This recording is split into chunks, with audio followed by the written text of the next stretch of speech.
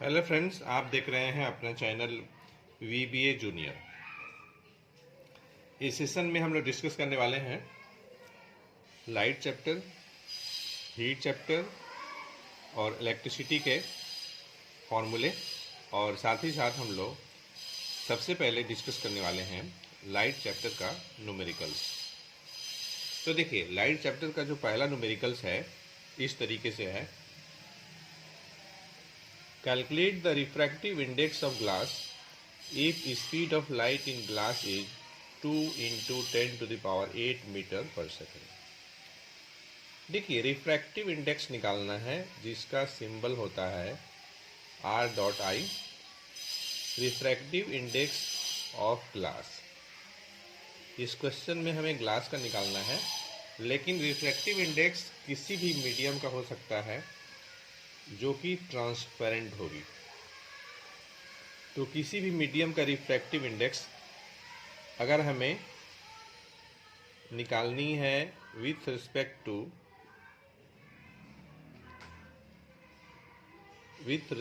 To air या vacuum, तो उसके लिए फॉर्मूला होता है speed of light in air और वैक्यूम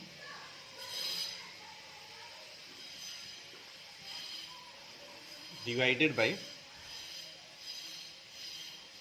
स्पीड ऑफ लाइट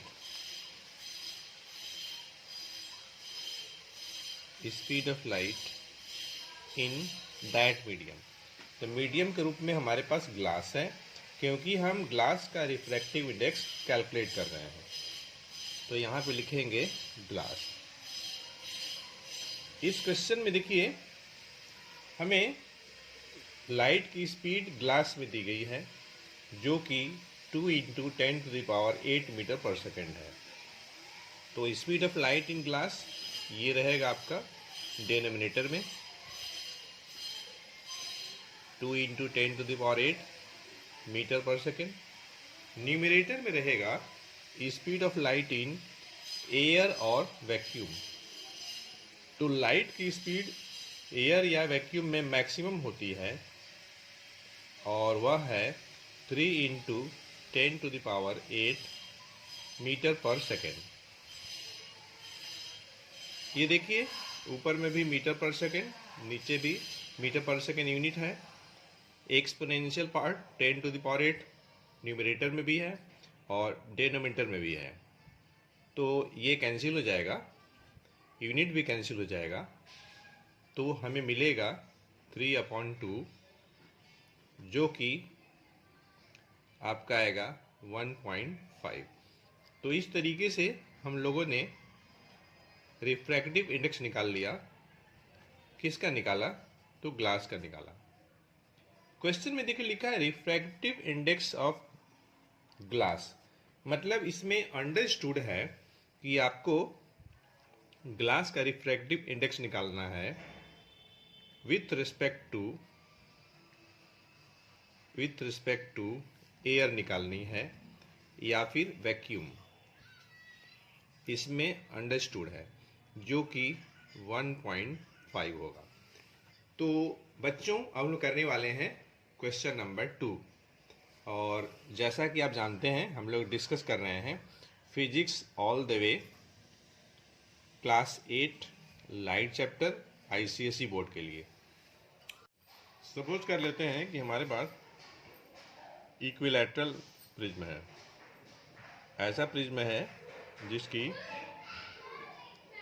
तीनों जो है रिफ्रैक्टिंग फेसेस की लेंथ इक्वल है और दो रिफ्रैक्टिंग फेसेस के बीच का एंगल 60 डिग्री है।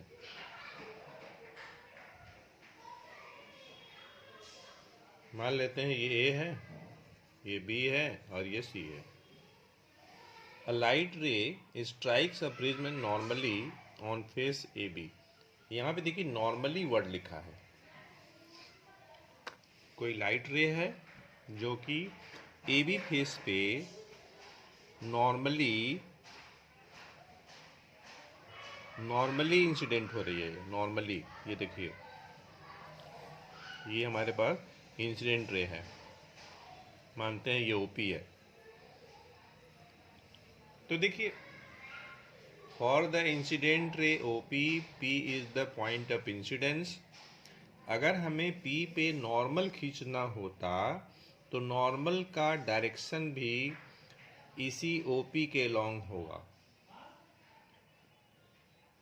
अब चूंकि लाइट रे एयर टू ग्लास जा रही है और नॉर्मली इंसिडेंट हो रही है ए बी पे, इसलिए ये light ray O P without any change in direction will refract into the glass. और यहाँ पे देखिए ये क्यू है, ठीक। अब क्यू पे हम नॉर्मल खींचने वाले हैं, नॉर्मल। क्यू पे हम नॉर्मल खींचने वाले हैं।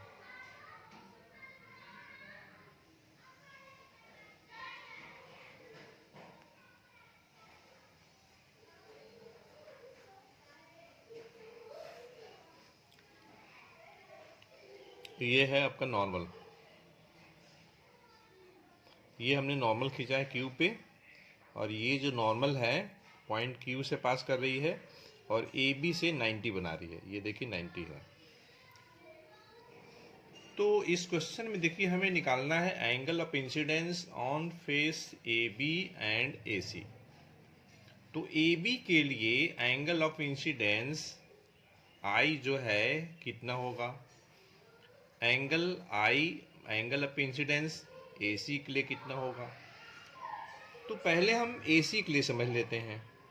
एंगल ऑफ इंसिडेंस क्या है, angle between incident ray and normal. तो ए सी फेस के लिए पी क्यू इंसिडेंट रे है और ये आपका नॉर्मल है। चलिए मैं इसका नाम ले लेता हूँ एम एन। ये एम एन और इंसिडेंट रे पी क्यू के बीच का जो एंगल होगा, this will be angle of incidence. हमें इस एंगल को निकालना है, पी क्यू एन को निकालना है, इस एंगल को। अब चूंकि हम लोगों ने इक्विलैटरल प्रिज्म लिया है तो हर एक 60-60 है। अब यहाँ पे ये 90 है। किसी भी ट्रायंगल में bye angle sum property of triangle, तीनों एंगल का सम 180 होता है। ये 90, ये 60, तो फिर ये हो जाएगा 30, ये 30 हो जाएगा। क्योंकि ये पूरा एंगल ये 90 है, क्योंकि एम एन जो है ए सी पे नॉर्मल है। ये 90 और ये 30, तो फिर इधर का एंगल क्या हो जाएगा, 60 हो जाएगा। तो इस तरीके से एंगल आई 60 डिग्री होगा। किसके लिए, फॉर फेस ए सी के लिए। इसी कॉन्सेप्ट को अगर हम ए बी फेस के लिए लगाएंगे तो देखिए, for the face A B incident ray और नॉर्मल सेम डायरेक्शन में है, इसलिए इनके बीच का एंगल 0 डिग्री होगा। तो angle I, angle of incidence will be 0 degree for face A B. अब लोग करने वाले हैं क्वेश्चन नंबर 3। क्वेश्चन नंबर 3 में कहा जा रहा है, what will be angle of deviation in an equilateral prism if the रे strikes on prism normally and has an angle of emergence 80 degree.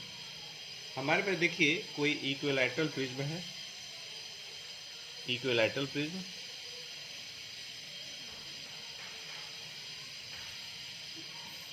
Equilateral prism है कोई।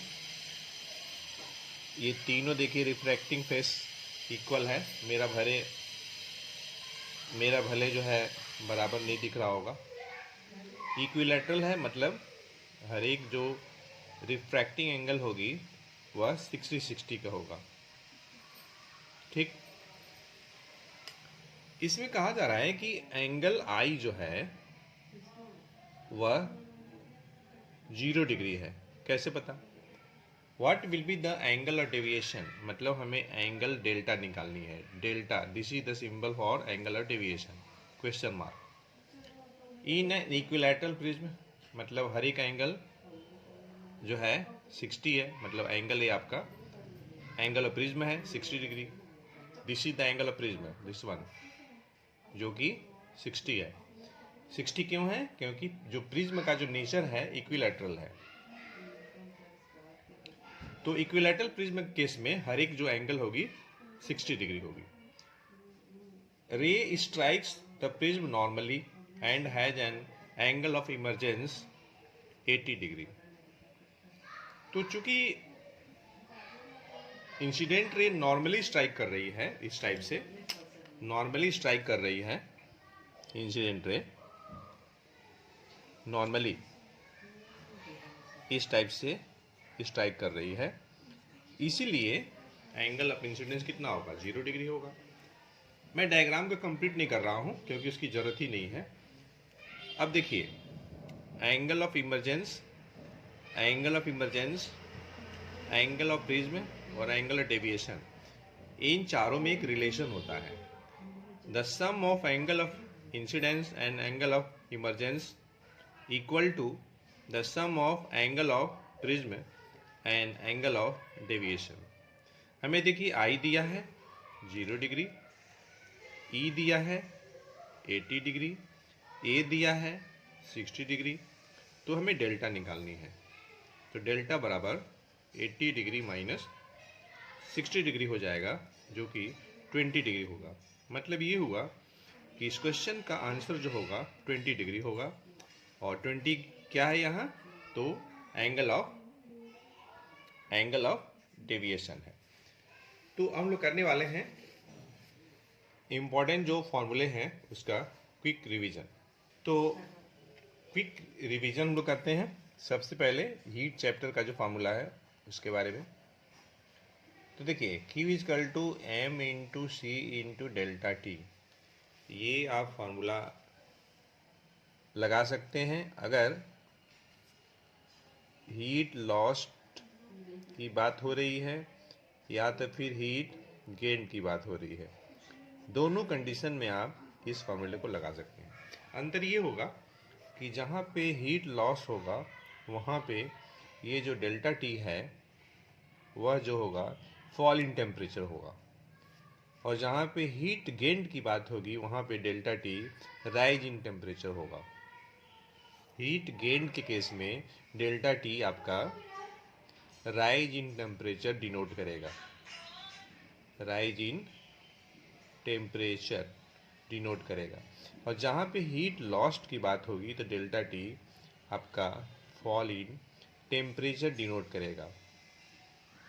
ठीक है, चाहे हीट लॉस्ट की बात हो चाहे हीट गेन की बात हो, m जो है मास है, c स्पेसिफिक हीट कैपेसिटी है, और q जो है अमाउंट ऑफ हीट लॉस्ट और गेन्ड है।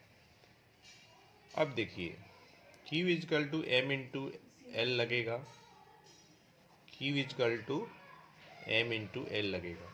ये तब लगेगा जब फेज या तो फिर फेज या स्टेट चेंज की बात होती होगी तो लगेगा। और मान लीजिए कि हॉट बॉडी और कोल्ड बॉडी के मिक्सिंग की बात होगी तो वहाँ पे प्रिंसिपल ऑफ कैलोरीमेट्री लगेगा, या फिर प्रिंसिपल ऑफ कैलोरीमेट्री या तो फिर प्रिंसिपल ऑफ मिक्सचर लगेगा। मिक्सचर कहिए या तो फिर कैलोरीमेट्री कहिए, बात एक ही है। तो according to principle of mixture और principle of calorimetry, total heat lost by hot body equal to total heat gained by cold body. तो इस टाइप से बस तीन फार्मूला है। अगर हम लाइट चैप्टर में बात करें फॉर्मूले का, तो उसमें एक है आपका रिफ्रैक्टिव इंडेक्स निकालने के लिए।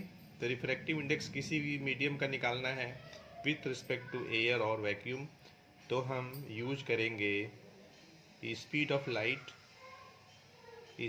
लाइट इन एयर या vacuum upon speed of light in that medium, जिस मीडियम की हम रिफ्रैक्टिव इंडेक्स की बात कर रहे हैं। दूसरा, अगर कोई लाइट रे प्रिज्म से पास कर रही है तो sum of angle of incidence and angle of emergence will be equal to the sum of angle of prism and angle of deviation.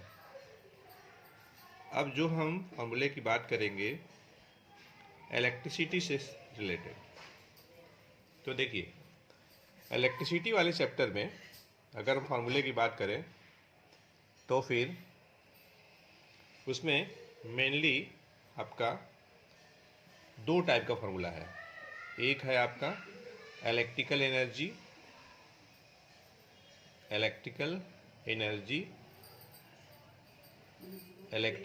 Consumption, हम इसकी बात करते हैं। अगर इसका सिंबल अगर W अगर है इलेक्ट्रिकल एनर्जी कंजम्पशन के लिए, तो एक फार्मूला यूज होगा पावर, P फॉर पावर, जो कि किलोवाट में होना चाहिए, इनटू टाइम होना चाहिए आवर में।